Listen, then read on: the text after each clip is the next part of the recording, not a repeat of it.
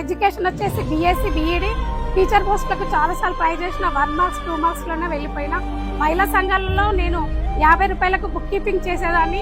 Evening మళ్ళీ వచ్చి నేను ట్యూషన్స్ చెప్పడం, స్కూల్లో టీచర్స్ చేయడం, రకరకాలుగా ఎక్స్ట్రా ఇన్కమ్ ఏది వస్తే కూడా అది చీరల బిజినెస్, చిట్టీల వ్యాపారం రకరకాలుగా చేసిన కానీ నేను ఏది సాధించలేకపోయినా. టూ వీలర్ సర్వీసింగ్ చేయించడానికి కూడా చాలా ఇబ్బంది పడేది.